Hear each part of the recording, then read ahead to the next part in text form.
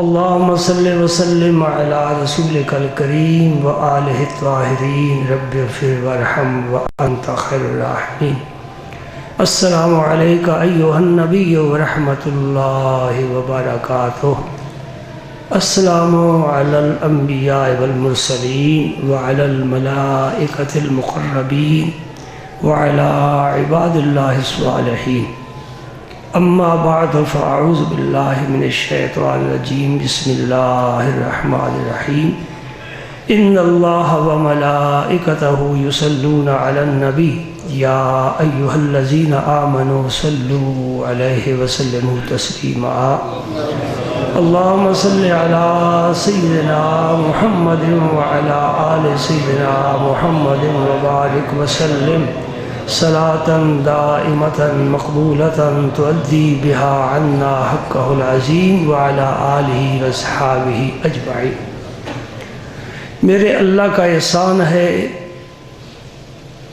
اور میرے نبی پاک کا کرم ہے جس پاک پیغمبر نے ہمیں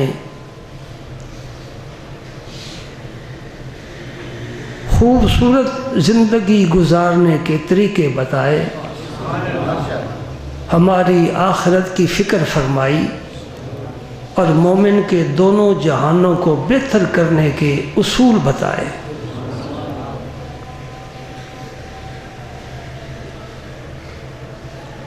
گزشتہ بہت سی مجلسوں میں سلام کے بارے گزارشات کرنے کی توفیق ملی. نبی کریم رؤوف الرحیم صلی اللہ علیہ وسلم نے فرمایا سلام اس وقت تک مکمل نہیں ہوتا جب تک کہ مصافحہ نہ کیا جائے. مصافحہ دونوں ہاتھ سے کرنا یہ سنت ہے. آج میں مصافحے کے بارے میں اور نبی پاک صلی اللہ علیہ وسلم کا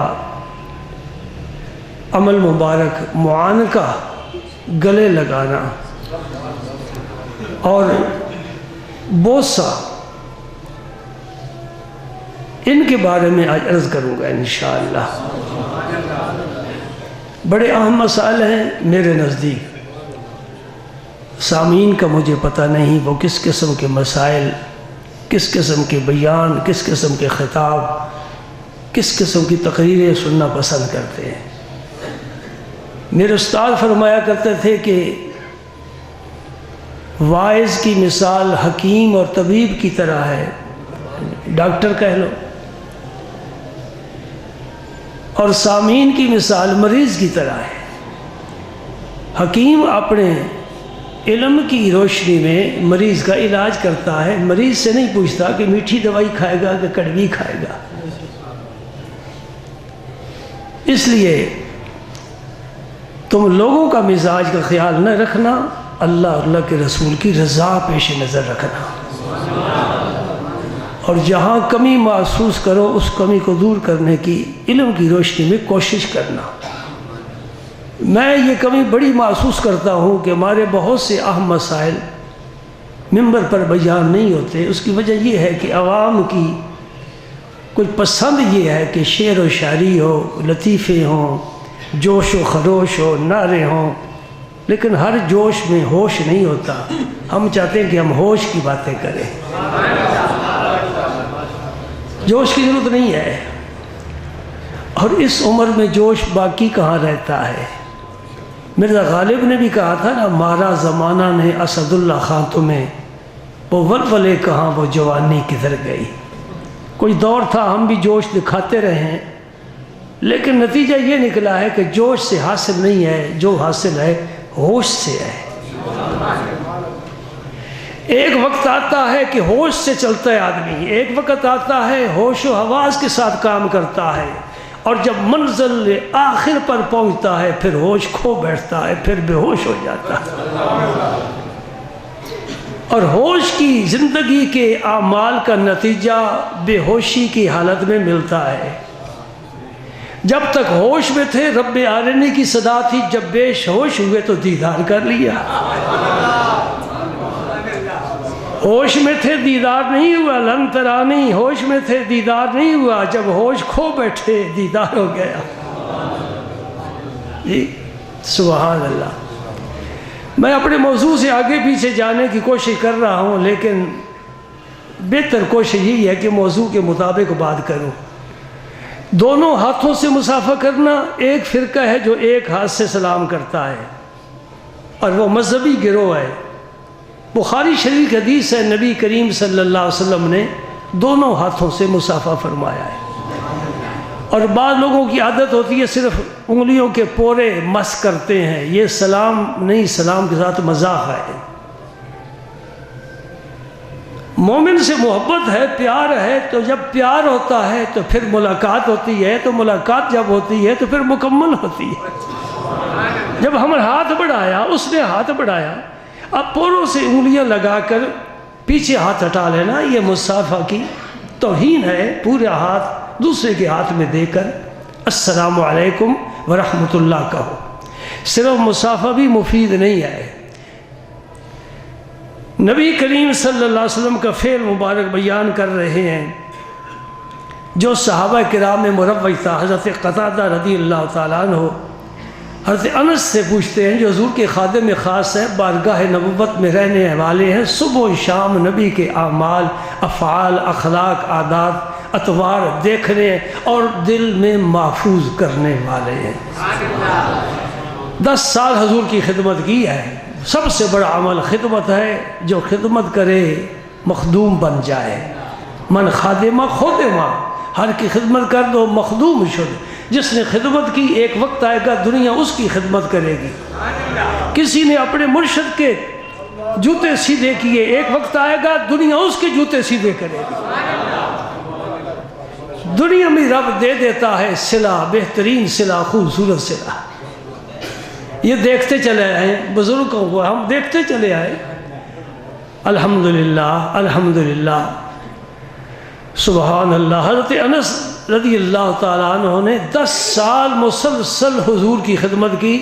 جب حضور نے دنیا سے پردہ فرمایا، اس وقت اس بچے کی عمر 18 برس تھی، اور سرکار سے بہت کچھ حاصل کیا، بہت کچھ حاصل کیا۔ حضرت انس سے پوچھا کہ کیا صحابہ کرام آپس میں مصافحہ کیا کرتے تھے؟ فرمایا ہاں، چونکہ حضور کا یہ طریقہ تھا۔ تو مصافحہ کرنا میں نے عرض کر دیا ہے، دونوں ہاتھ دوسرے کے دونوں ہاتھوں میں دے کر السلام علیکم ورحمۃ اللہ وبرکاتہ کہا جائے۔ بعض دفعہ مجبوری ہوتی ہے، جیسے جمعے کے بعد مولوی صاحب سے مصافحہ کیا جاتا ہے۔ اب مولوی صاحب بیچارے اگر وعلیکم السلام ورحمۃ اللہ وبرکاتہ کہیں، پیچھے 10 آدمی اور کھڑے ہیں، وہ ہٹیں گے 20 آدمی اور آ جائیں گے، تو مولوی صاحب کے لیے بیچارے کے لیے مجبوری بن جائے گی۔ یہ جمعے کے جو مصافحہ ہے یہ ہماری رسم بن گئی ہے، یہ مصافحہ سلام نہیں ہے۔ اتنا موقع ہی نہیں ملتا، نہ ملنے والا سلام کہتا ہے اور نہ ہی جس سے مل رہا ہے وہ جواب دے سکتا ہے۔ بس ہاتھوں سے ہاتھ ملائے جا رہے ہیں، ہاتھوں سے ہاتھ ملائے جا رہے ہیں۔ یہ بڑا عجیب قسم کا مصافحہ ہے۔ مشائخ میں اس کا کوئی معمول نہیں تھا۔ لوگ عقیدت والے ہوتے تھے، رک کر کھڑے رہتے تھے، بھئی یہ فارغ ہو جائے میں آگے بڑھوں۔ ہماری مسجدوں میں عقیدت نہیں ہے، بس ایک رسم ہے وہ چل رہی ہے۔ اچھا، یہ اب آپ کی مرضی، میں نے آپ سے بات تو کر دی ہے نا، آپ سمجھ بھی گئے ہیں۔ مصافحہ کا طریقہ کیا ہے، اس کو موقع دیا جائے، وہ سلام کا جواب دے، وہ دوسرا آدمی بعد میں آئے، پہلا فارغ ہو جائے۔ ایک اور حدیث پاک سنو، حضرت ابو ہریرہ روایت کرتے ہیں، یہ متفق علیہ حدیث ہے، بخاری میں بھی ہے، مسلم میں بھی ہے۔ نبی کریم صلی اللہ علیہ وسلم نے حضرت امام حسن بن علی ایک ولیوں کا سردار ہے، وہ باپ ہے، ایک جنتی جوانوں کو سردار ہے، یہ بیٹا ہے۔ جو بیٹا ہے وہ حسن ہے، جس کا نام پیغمبر نے خود رکھا ہے، جس کے کان میں اذان میرے رسول نے پڑھی ہے، جس کو گھٹی دونوں جہانوں کے سردار نے دی ہے، اور جس کو دودھ جنت کی عورتوں کی سردار نے پلایا ہے، جس کا بھائی شہیدوں کا سردار ہے، یہ ہے حسن، جس کا کسی کو نام نہیں آتا۔ ماتم حسین کا کیا جاتا ہے، حسن کا کوئی نہیں کرتا۔ یہ ظلم کی بات ہے، چھوٹے کو پیار ہے، بڑے کو چھوڑ دیا ہے۔ یہ کوئی اصول کی بات نہیں، جسے زہر دیا گیا، انتڑیاں کٹ کٹ کے آ رہی ہیں، اس سے بڑا ظلم کیا ہو سکتا ہے؟ جس کا سر مبارک سے لے کر کمر مبارک تک میرے رسول کے مشابہ ہے، ان کو دیکھ لیا، دونوں جہانوں کے پیغمبر کو دیکھ لیا، اتنی شان ہے۔ میرے نبی نے خطبہ چھوڑ دیا اور منبر سے اتر کر امام حسن کو اٹھا کر اپنی گود میں بٹھایا اور فرمایا یہ میرا بیٹا سردار ہے، یہ سیادت بن رہی ہے، سید یہاں سے شروع ہو رہے ہیں۔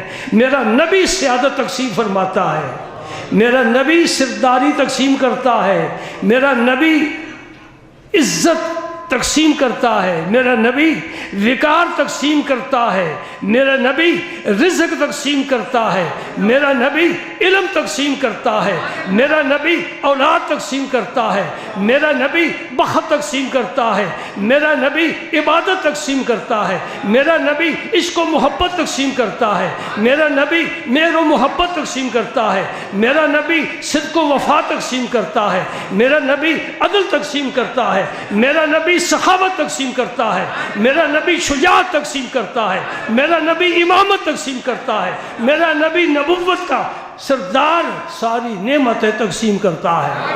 میں حدیث کی تفسیر بیان کر رہا ہوں، انما انا قاسم واللہ یعطی، دیتا اللہ ہے، تقسیم نبی کرتا ہے۔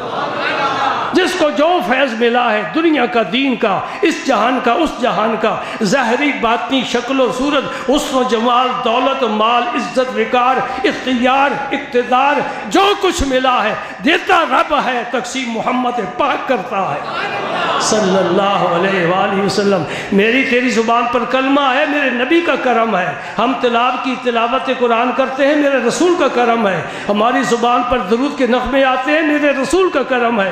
ہمارے سر اللہ کے حضور جھکتے ہیں، میرے نبی کا کرم ہے۔ ہم کعبے کا طواف کرتے ہیں، کراتا رب ہے، تقسیم میرا نبی کرتا ہے۔ انما انا قاسم واللہ یعطی۔ امام حسن مجتبیٰ کو یہاں بٹھایا، مجمع سامنے ہے، اس میں صدیق اکبر ہے، عمر فاروق ہے، عثمان غنی ہے، علی المرتضیٰ ہے، طلحہ و زبیر ہیں، سعد اور سعید ہیں، بلال ہے، سلمان ہے، صہیب ابو ذر ہیں، ابو ہریرہ ہے، ابو سعید خدری ہیں۔ نام کیسے گنوں؟ لاکھوں تک تعداد پہنچتی ہے۔ میرا نبی فرماتا ہے ان ابنی ھذا سید، یہ میرا بیٹا سید ہے، اس کی ساری اولاد سید ہے۔ ان ابنی ھذا سید، اور فرمایا دو مسلمانوں کی عظیم گروہوں کے درمیان یہ صلح کرائے گا۔ ہم تو اینک لگا کر دیکھتے ہیں، اتار دیں تو نظر ہی کچھ نہیں آتا، نمبر بدل جائے تب بھی کچھ نہیں نظر آتا، اندھیرا ہو جائے تب بھی کچھ نہیں نظر آتا، ہاتھ آگے رکھ دیں تب بھی کچھ نہیں نظر آتا، پیچھے ہو پھر کچھ نظر نہیں آتا۔ میرے نبی کے لیے ایسی کوئی بات نہیں، ماضی نظر نہیں آتا، مستقبل نظر نہیں آتا، یہ دیکھنا تیرا ہے، یہ دیکھنا میرا ہے، محدود ہے۔ ہم پابند ہیں نظر کے، ہم پابند ہیں وقت کے، ہم پابند ہیں جہد کے، ہم پابند ہیں قرب و بعد کے۔ چیز زیادہ دور ہو نظر نہیں آتی، چیز زیادہ آنکھ کے قریب ہو تب بھی نظر نہیں آتی۔ یہ دیکھنا کس کا ہے؟ تیرا میرا دیکھنا ہے۔ نبی ان چیزوں سے سب سے پاک ہے۔ یہ مستقبل کی خبر ہے، آنے والے زمانے کی خبر نبی دے رہا ہے۔ یہ میرا بیٹا سید ہے، میں آج اس کے سر پر سیادت کا تاج رکھ رہا ہوں، اس بیٹے کے پر نہیں، قیامت تک اس کی ساری اولاد پر۔ کتنا بڑا اعزاز ہے۔ اور مستقبل کی خبر، ابھی دور آیا نہیں، ابھی بچہ ہے۔ یہ صلح کیا کرائے گا؟ وہ عظیم دو گروہ مسلمانوں کے کہاں ہیں؟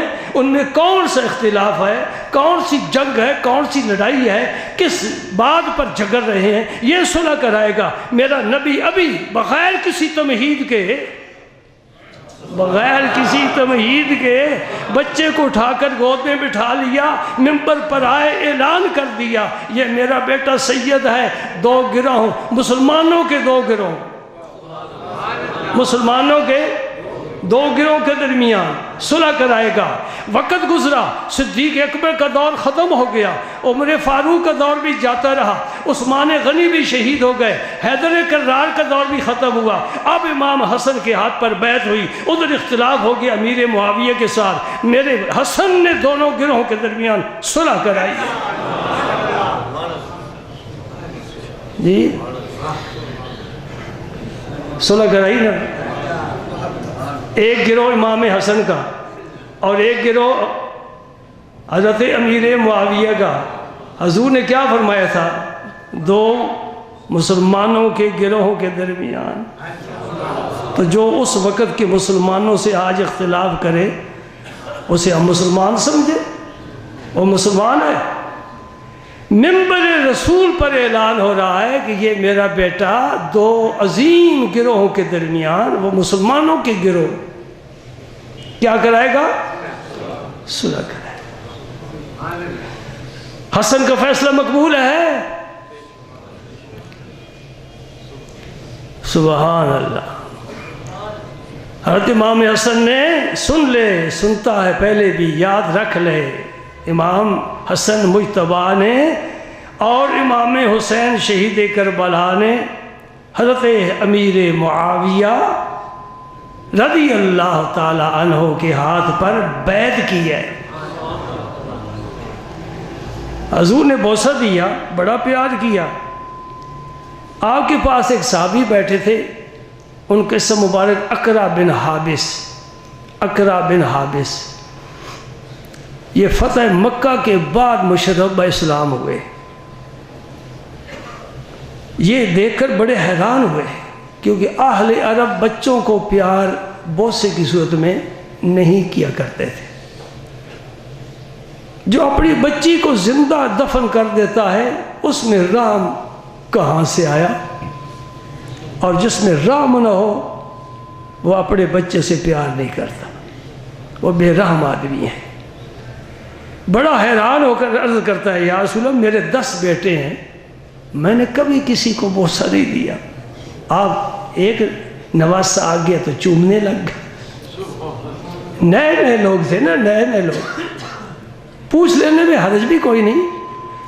پوچھ لیا، ایک مسئلہ سامنے آ گیا، میرے آقا کریم صلی اللہ علیہ وسلم نے اس کی طرف دیکھا، بڑے غور سے دیکھا اور فرمایا من لا یرحم لا یرحم، جو کسی پر رحم نہیں کرتا اس پر رب بھی رحم نہیں کرتا۔ یہ جملہ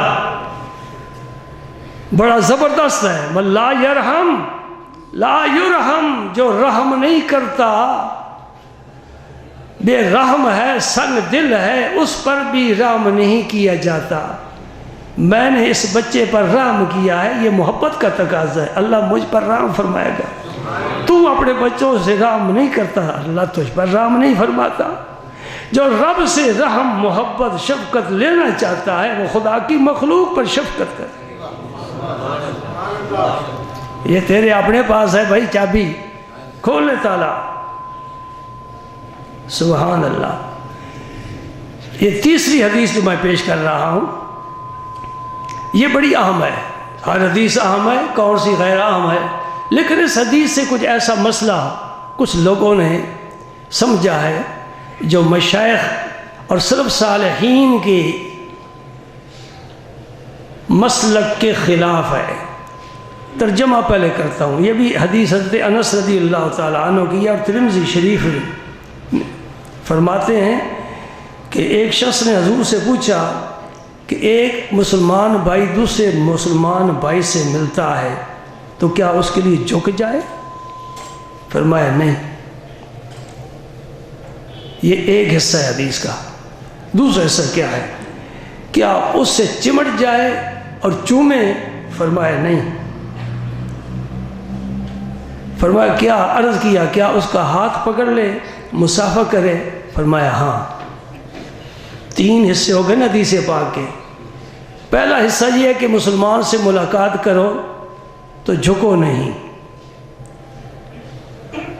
یہ مسئلہ ایک فرقے نے، بلکہ اہل سنت والجماعت میں بھی ایک مسلک ایسا ہے، جو سیدھا اکڑ کر مصافحہ کرتا ہے. حضور نے جھکنے سے منع فرمایا. تو آپ سارے جھک کر سلام لیتے ہیں. جو بھی کوئی باادب ہاں جی مل جائے دوست بزرگ تو جھک کر ملتے ہو نا. حدیث پاک نے تو منع فرمایا کہ جھکو نہیں. یہ سمجھے ان لوگوں نے اس طرح بالکل سیدھا اکڑ کر مصافحہ کرتے ہیں, ذرا بھی جھکاؤ نہ ہو. ہم جو چشتی ہیں نا, ہماری فطرت میں جھکنا ہے.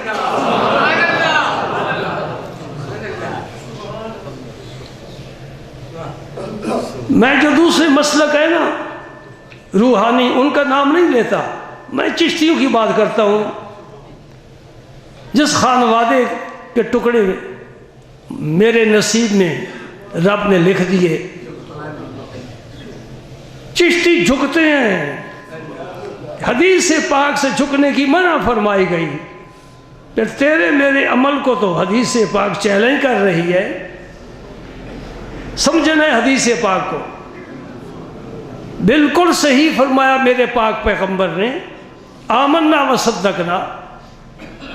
کس طرح جھکنا منع ہے اس کی ذرا وضاحت چاہیے. سجدہ بھی عبادت ہے, رکوع بھی عبادت ہے. غیر اللہ کے لیے سجدہ بھی حرام, غیر اللہ کے لیے رکوع بھی حرام.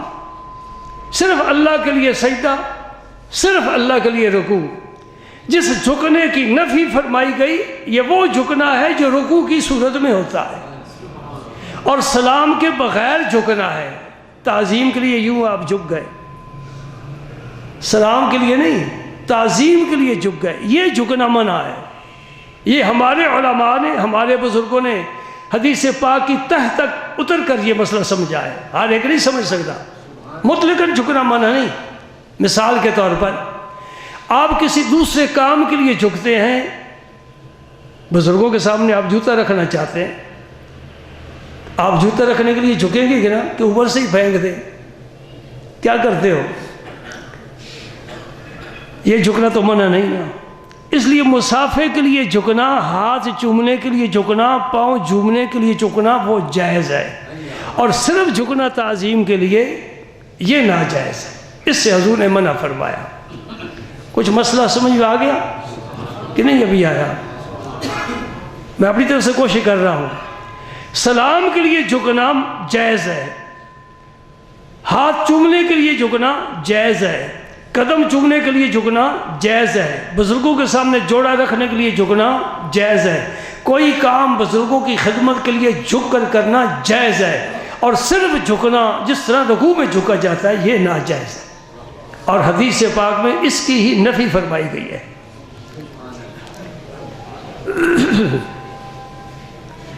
ایک اور حدیث پاک حضرت ابو امامہ رضی اللہ تعالیٰ عنہ فرماتے ہیں کہ نبی کریم صلی اللہ علیہ وسلم نے فرمایا اگر کوئی بیمار ہو تو اس کی عیادت کے لیے جاؤ, اور پوری عیادت کیا ہوگی کہ تم اپنا ہاتھ اس کی پیشانی پر رکھو, ہاتھ پیشانی پر رکھ کر یا اس کے ہاتھ پر ہاتھ رکھ کر پھر اس سے پوچھو بھائی سنا بھائی کیا حال ہے تیرا, طبیعت کچھ بہتر ہے؟ سبحان اللہ. اور فرمایا مکمل سلام یہ ہے کہ آپس میں مصافحہ کیا جائے. جس طرح عیادت مریض کی مکمل تب ہوتی ہے کہ اس کی پیشانی پر ہاتھ رکھ کر اس کی خیریت پوچھی جائے, یا اس کے ہاتھ پر ہاتھ رکھ کر خیریت پوچھی جائے, یہ عیادت جو ہے مکمل ہو گئی. اگر اس کے بغیر عیادت کرو تو وہ عیادت ہے لیکن مکمل نہیں ہے. اس طرح سلام بھی وہ مکمل ہے جو کہ مصافحہ کے ساتھ ہو.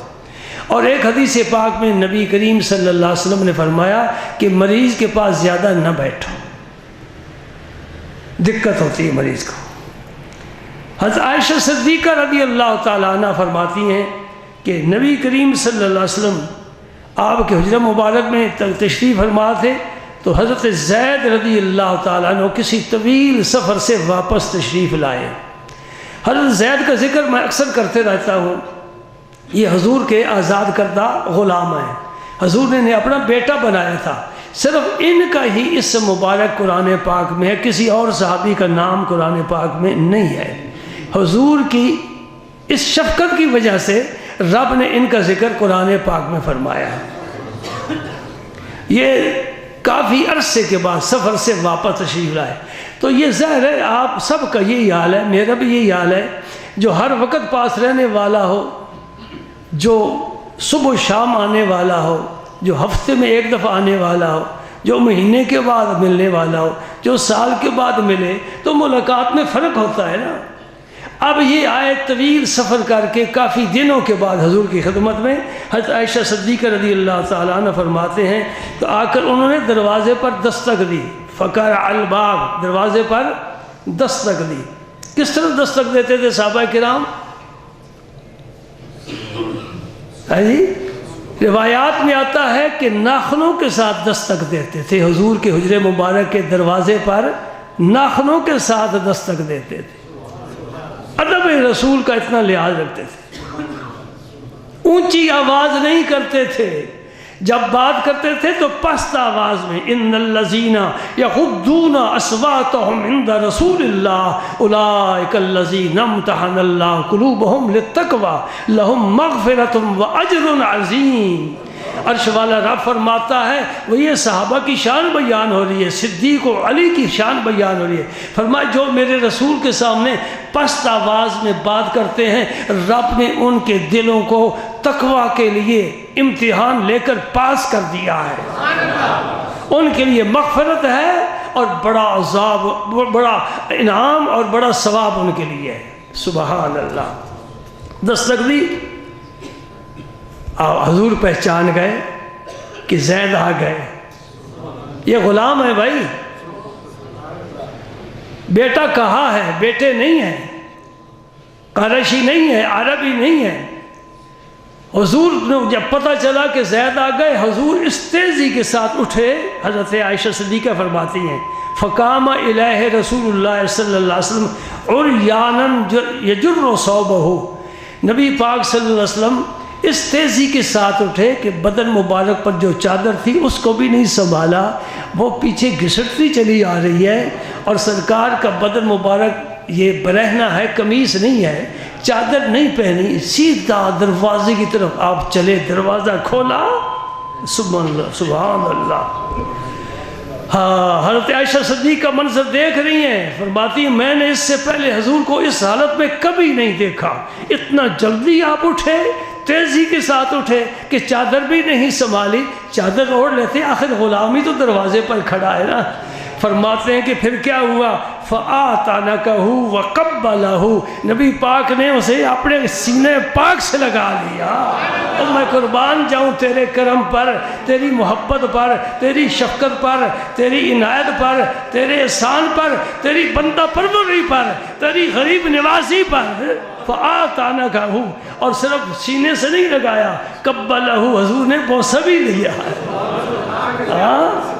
ارے میرے دوست ذرا خیال کرنا، کعبے کے پہلو میں، کعبے کے کونے پر ایک پتھر ہے جسے حجر اسود کہتے ہیں، اس کو سارے حاجی چومتے ہیں، عمرے پر جانتے ہیں، سارے چومتے ہیں۔ ارے پتھر تجھ میں کیا خوبی ہے؟ کہتے مجھ میں کچھ بھی نہیں، میں صرف اتنا ہوں کہ جنت سے آیا ہوں، بہرحال پتھر ہی ہوں۔ پھر کیوں چومتے ہیں؟ کہتے تیرے رسول نے مجھے چوما ہے، ساری دنیا چوم رہی ہے، اور بلکہ جھگڑا کرتے ہیں، طاقت استعمال کرتے ہیں، دھکے کھاتے ہیں، دھکے دیتے ہیں، ہر حال میں حجر اسود کا بوسہ ضرور لیتے ہیں۔ کیوں لیتے ہیں؟ تو لے گا، میں لے گا، ہمارا کوئی شمار نہیں۔ جناب عمر فاروق نے بوسہ لیا اور بوسہ لے کر رک گئے، حجر اسود سے مخاطب ہو کر کہہ رہے انی اعلم انک حجر لا تضر ولا تنفع، میں جانتا ہوں تو پتھر ہے، نہ نفع دے سکتا ہے نہ نقصان دے سکتا ہے، کیوں چوم رہا ہوں؟ لولا انی رأیت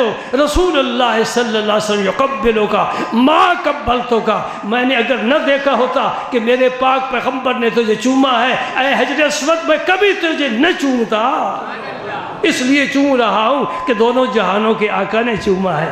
اور جس پتھر کو رسول چومے وہ قیامت تک اس قابل بن جائے کہ عالم جائیں، بزرگ جائیں، فقیہ جائیں، خطیب جائیں، وزیر جائیں، امیر جائیں، پیر جائیں، روشن ضمیر جائیں، جو بھی جائے گا چومے گا۔ اب اندر چلا گیا ہے، گھس گیا ہے، اندر سر کر کے پھر بھی بوسہ لینا ہی پڑے گا۔ بعض لوگ زخمی بھی ہو جاتے ہیں، اگرچہ منع ہے دھکا نہ دو، منع ہے دھکا نہ دینا۔ حضرت عمر فاروق جب عمرے کے لیے جانے لگے حضور سے اجازت طلب کی، مسئلہ سمجھو، عمرہ عبادت، کعبے کی زیارت عبادت، کعبے کا طواف عبادت، حجر اسود کو بوسہ عبادت، مقام ابراہیم پر نفل عبادت، سعی مروہ واجب عبادت۔ عبادت کے لیے اجازت کیا معنی ہے؟ عبادت کے لیے اجازت کیا معنی؟ اور عمر تو کیوں اجازت طلب کر رہا ہے؟ جو نبی کو یک طرف کر دیتے ہیں، سیدھا راستہ رب کی طرف تلاش کرتے ہیں، بڑے ہی سادہ لوگ ہیں۔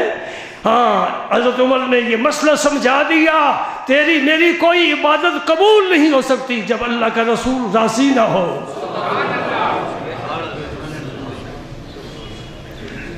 وقت نہیں اجازت دے رہا، ورنہ میں ایک اور حدیث بیان کرتا تو میرے اس مسئلے کی بڑی وضاحت ہو جاتی، بڑی وضاحت ہو جاتی۔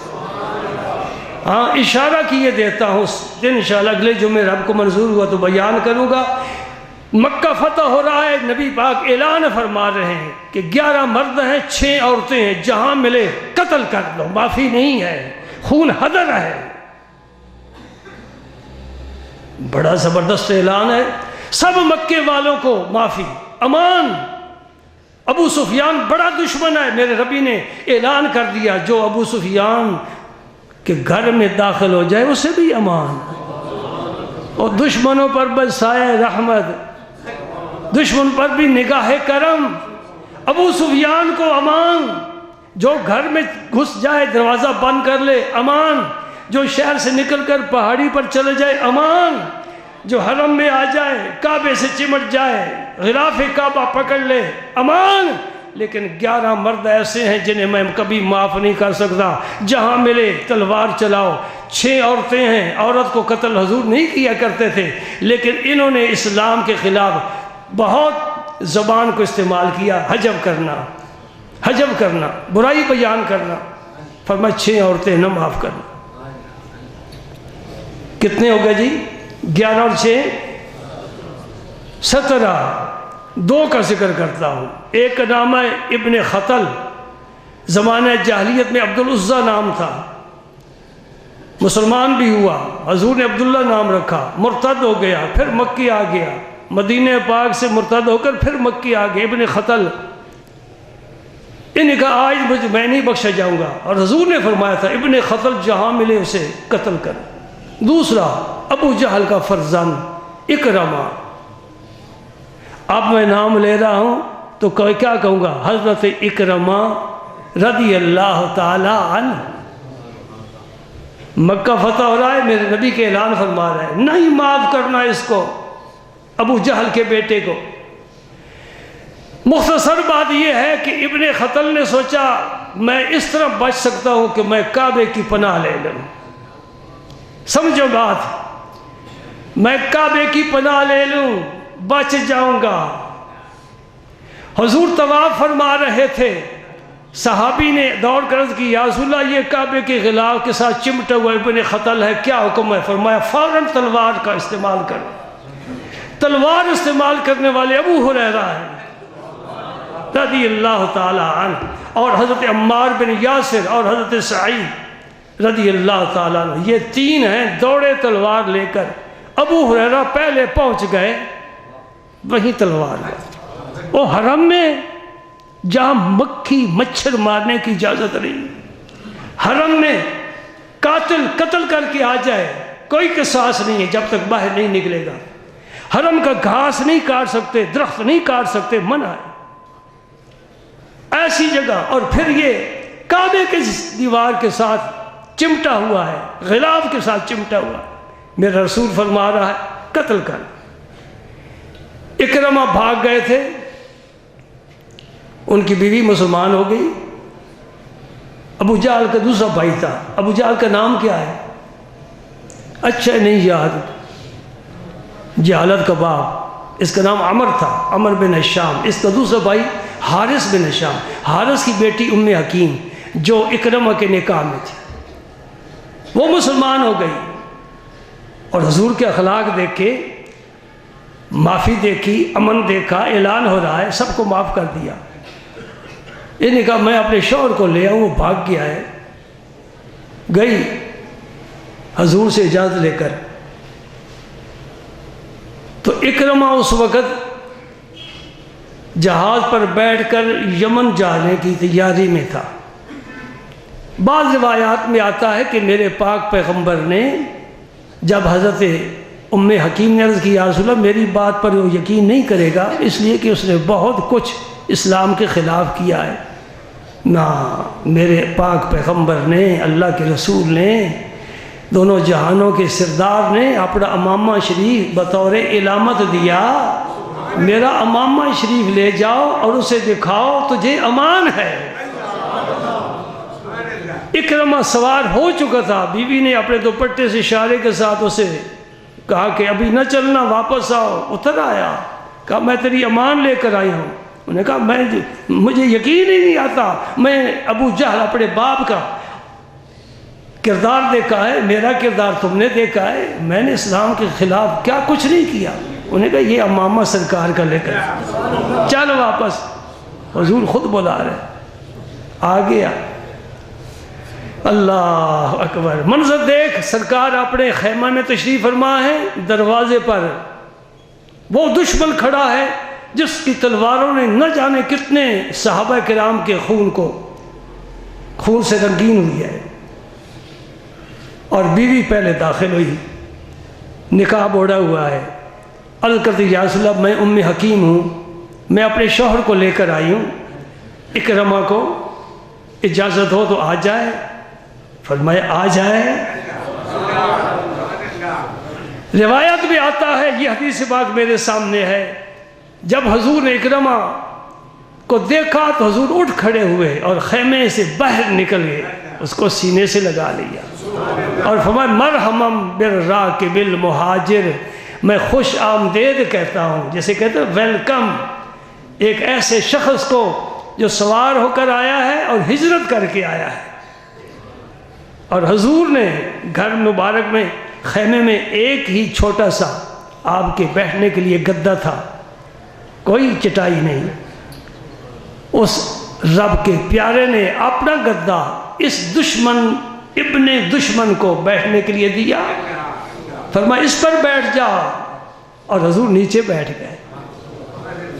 مرحباً بالراکب المہاجر۔ اب بات آخر میں یہی کہہ کے رخصت ہوتا ہوں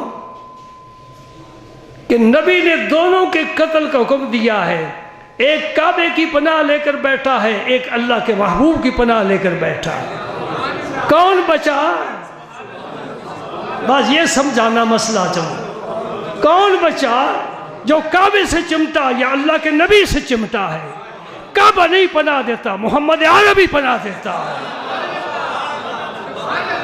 ایک مسئلہ اور بھی نکل گیا، جو کہتے طواف کر لیا، حج کر لیا، مناسک حج مکہ میں پورے ہو گئے، واپس چلے جاؤ، مدینے جانے کی ضرورت نہیں ہے، اسے بھی سمجھا دے، کعبہ نہیں پناہ دیتا، محمد پاک پناہ دیتا ہے۔ کیوں ہمارا راستہ روکتا ہے؟ ہم تو آئے ہی ان کے لیے ہیں، ہم تو آئے ہی ان کے لیے ہیں۔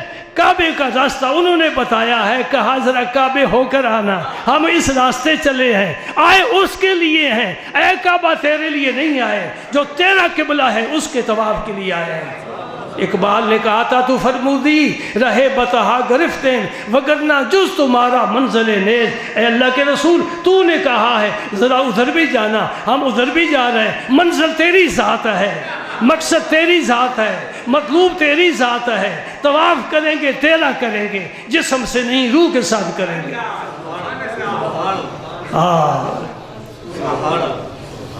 سبحان اللہ، یہ ہے سنیوں کا عقیدہ۔ صرف ہم تبلیغ ہی نہیں کرتے، اللہ کے رسول کے ساتھ ملانے کی کوشش کرتے ہیں۔ وہ تبلیغ پسند کر جو اللہ کے نبی کے قدموں تک تجھے پہنچائے۔ صرف عذاب کی آیتیں سنا سنا کر لوگوں کو ڈراتے رہنا یہ کوئی تبلیغ نہیں ہے۔ تبلیغ یہ ہے کہ پیغام حق سینوں میں اتار دے اور راستہ محمد مصطفیٰ کا دکھا دے۔ جو نبی کا راستہ نہیں بتاتا وہ مبلغ اسلام نہیں ہو سکتا۔ سبحان اللہ۔ ایک حدیث پیاری جس پر عمل کرنے کی مجھے پوری زندگی توفیق نہیں ہوئی، اس سال مجھے توفیق مل رہی ہے۔ وہ حدیث پاک سناتا ہوں، آپ دعا بھی کریں، اللہ تعالی ہمیں اپنے مقصد میں کامیاب بھی فرمائے۔ چھوٹا نہیں مقصد، بڑا مقصد ہے، بڑا مقصد ہے، بڑی پیاری حدیث ہے۔ میرے آقا فرما رہے ہیں من زارنی متعمدن کان فی جواری یوم القیامہ۔ قیامت کا منظر سامنے رکھ او آسمانوں سے نیچے اتر کر سورج تیرے بالکل قریب آ جائے گا۔ یہ زمین مٹی کی نہیں ہوگی، یہ بھی گرم ہو جائے تو ننگے پاؤں یہاں کھڑا ہونا مشکل ہوتا ہے، زمین بھی بدل جائے گی۔ اور ادھر سے آواز آ رہی ہے لمن الملک اليوم، پھر آواز آئی للہ الواحد القہار۔ گناہوں کے ندامت کے آنسوؤں میں ڈوبے ہوئے اللہ تعالیٰ ہی کرم فرمائے۔ اس دن کس کی پناہ چاہیے؟ اللہ کی پناہ ہو یا اللہ کے رسول کی پناہ ہو، یہ دو نہیں، ایک پناہ ہے۔ اللہ کی اطاعت الگ نہیں، رسول کی اطاعت ہی اللہ کی اطاعت ہے۔ یہ تو قرآن کا فیصلہ ہے نا، ناطق ہے قرآن، وَمَن يُطِعِ الرَّسُولَ فَقَدْ أَطَاعَ اللَّهَ۔ میدان معاشر میں کس کی پناہ چاہیے؟ کہو اللہ اور اللہ کے رسول کی پناہ چاہیے۔ اس کا ایک نسخہ حدیث پاک میں بیان فرمایا، جس سے یہ چاہیے کہ قیامت کے دن اللہ کے رسول کی پناہ ملے۔ حضور نے فرمایا من زارنی متعمدن، جو گھر سے ارادہ لے کر چلے میری زیارت کا، اس میں کعبہ بھی نہ آئے، اس میں حجر اسود بھی نہ آئے، اس میں مقام ابراہیم بھی نہ آئے، اس میں صفا و مروہ بھی نہ آئے، میدان عرفات بھی نہ آئے، مزدلفہ و منی بھی نہ آئے، اس کے راستے میں صرف اللہ کا رسول ہی ہو۔ من زارنی متعمدن، جو جان کر بوجھ کر ارادے کے ساتھ بالفعل گھر سے نکلے کہ میں کہاں جا رہا ہوں، کہاں جا رہا ہوں؟ کہو اللہ کے رسول کی زیارت کے لیے جا رہا ہوں۔ حضور نے فرمایا کانا فی جواری یوم القیامہ، قیامت کے دن وہ میری پناہ میں ہوگا۔ اور جوار کا معنی پڑوس بھی کیا ہے، میرے پڑوس میں ہوگا، میری پناہ میں ہوگا۔ کون شخص؟ جو گھر سے اس نیت کے ساتھ نکلا ہے کہ میں رسول اللہ کی زیارت کے لیے جا رہا ہوں۔ بس یہ ہے مقصد زندگی کا۔ آپ دعا فرمائیں اللہ تعالیٰ اس میں ہمیں کامیابی عطا فرمائے، حاضری قبول ہو۔ جب بھی اللہ تعالیٰ کو مقصود ہوگا، ہم نے بس یہ پروگرام بنا لیا، نیت کر لی، متعمدن تک ہم پہنچ گئے، اللہ تعالیٰ آگے بھی چلائے گا۔ اس کے بعد اب تقریر ہو گئی ختم، بیان ختم، ایک اعلان، اور وہ بہت ہی خوشی کا اعلان، میرے نزدیک بھی بہت ہی مسرت کا اعلان، ان دوستوں کے لیے بھی جو میرے مشن کے ساتھ دلچسپی رکھتے ہیں۔ میرے مشن کے ساتھ دلچسپی رکھتے ہیں۔ مشن کیا ہے میرا؟ اللہ اور اللہ کے رضا، اللہ اور اللہ کے رسول کی رضا اور خوشنودی، یہ ہے مشن پوری زندگی کا۔ اور یہ حاصل کرنے کے لیے ضرورت ہے علم کی۔ سمجھ رہے ہیں میری بات؟ زندگی کا مقصد کیا ہے؟ اللہ اور اللہ کے رسول کی رضا، اور اس رضا کو حاصل کرنے کے لیے ضرورت ہے علم کی۔ علم روشنی ہے، راستہ دکھاتا ہے، اور اس علم کو حاصل کرنا، پھر اس کی اشاعت کرنا، پھیلانا، یہ حدیث پاک میں حکم ہے کہ پہلے علم حاصل کرو، اس کے بعد اس علم کی اشاعت کرو، پھیلاؤ، قلم کے ساتھ، زبان کے ساتھ، جہاد کے ساتھ، تلوار کے ساتھ، اخلاق کے ساتھ۔ قرآن پڑھو، پڑھاؤ، حدیث پڑھو، پڑھاؤ، فقہ پڑھو، پڑھاؤ، یہ دین ہے، دین سمجھو، دین سمجھاؤ، اخلاق نبی کے سمجھو، ان پر عمل کرو، لوگوں کو بتاؤ، ان کو پابند کرو۔ یہ ہے ہمارا مشن۔ اس مشن کے تحت اللہ پاک نے میری مدد فرمائی اور میرے دوستوں نے میرے ساتھ تعاون کیا اور یہ قمر علوم معرض وجود میں آیا۔ اب یہ وہ زمانہ گزار چکا ہے جب یہ گھٹنوں چلتا تھا، اب یہ کھڑا ہو کر چلنے کے قابل ہے۔ اللہ پاک نے ہماری پھر اس سے بھی آگے ایک مدد فرمائی، جو آج سے 3 سال پہلے غالباً میں نے جمعے کے موقع پر اعلان کیا تھا کہ میرا ارادہ ہے کہ مری جیسے مقام پر جہاں اہل سنت والجماعت کا نام بہت کم لیا جاتا ہے، ایک مسجد مدرسہ قائم کروں۔ لیکن 3 سالوں کی مسلسل تگ و دو کے باوجود ہمیں مناسب کوئی جگہ نہیں ملی، ہم کامیاب نہ ہو سکے۔ بس بادل کہیں سے اٹھتا ہے تو برس جاتا ہے، کوئی پتہ نہیں ہوتا۔ کنجا کا ایک نوجوان میجر ساجد صاحب کا کلاس فیلو، وہ حلقہ ارادت میں داخل ہوا، ذمہ دار ہے، اس کے دل میں خیال آیا، اس نے اپنے باپ سے بات کی، باپ بیٹے نے مل کر 32 مرلے کا ایک پلاٹ ہمیں اس لیے دیا ہے کہ ہم وہاں مسجد اور مدرسہ بنائیں۔ اللہ تعالیٰ ان کی خدمت کو قبول فرمائے۔ وہ پچھلے جمعے یہاں آئے تھے، حاضر ہوئے تھے، جمعہ پڑھ کر کے گئے ہیں، سب دوست احباب جتنے ان کے قریبی تھے۔ اور اس جمعے سے پہلے الحمدللہ کام شروع ہو چکا ہے۔ ہم کاغذی گھوڑے نہیں دوڑاتے، تقریر پر ہی زور نہیں، ہم کام کر کے بھی دکھاتے ہیں۔ اب جتنے آپ دوست یہاں تشریف لاتے ہیں الحمدللہ آپ سب کا اس بات پر اتفاق بھی ہے، اعتماد بھی ہے کہ دارالعلوم کی جو ہم خدمت کرتے ہیں، بہت سے ساتھی ہیں جو رسید بھی نہیں لیتے، اس لیے کہ میرے دارالعلوم کی ہر اینٹ وہ گواہی دے رہی ہے کہ جو کچھ تم یہاں پیش کرتے ہو وہ یہاں استعمال ہو رہا ہے۔ بلکہ میں نے ایک دفعہ آپ کو بتایا تھا کہ میرے چھوٹے بیٹے ظہیر الدین کا مکان وہاں اپنے گاؤں میں تھا، دکانیں تھیں، میں نے وہ بھی بیچ کر یہاں درس پر لگا دی ہے۔ اور یہ مسجد جب بنی تھی آپ میں سے کوئی بھی شخص میرے پاس نہیں تھا۔ اسی طرح نا جتنا مجمع ہے، جب مسجد بنی تھی کوئی بھی میرے پاس نہیں تھا۔ کون تھا؟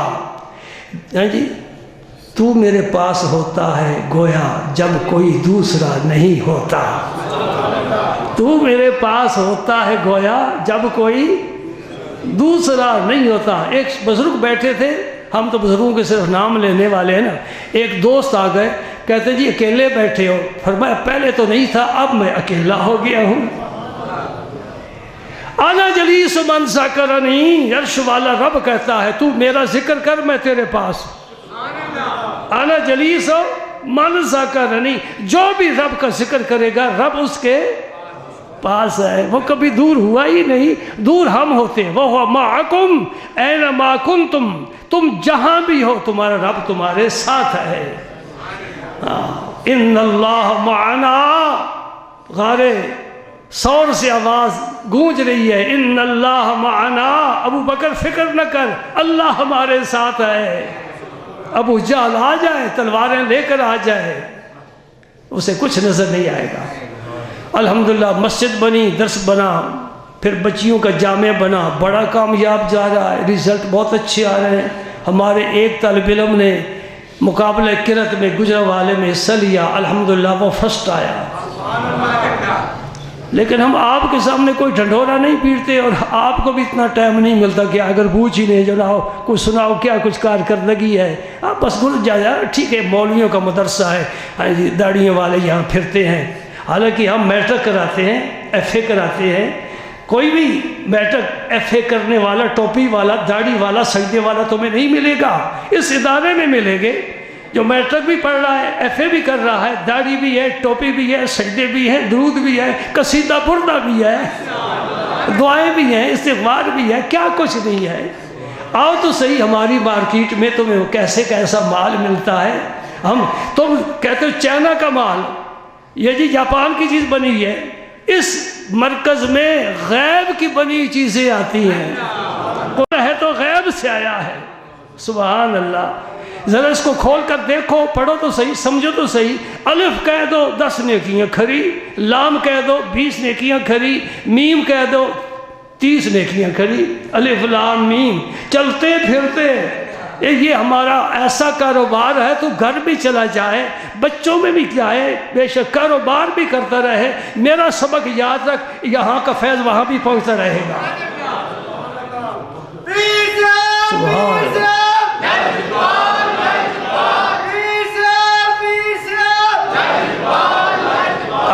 تو 2 دعائیں کرنی ہیں، ایک تو ہمارے اس ادارے کے لیے، ہاں جی آپ پوچھیں مجھ سے نام کیا رکھا ہے، مسجد کا کیا نام ہے؟ مجھے جب وہاں لے گئے نا پلاٹ دکھانے کے لیے، جب واپس آ رہے تھے، ظہیر الدین گاڑی چلا رہا تھا، میں نے کہا بیٹا مسجد نظامی مدرسہ جامعہ فریدیہ، یہ ہیں ہمارے۔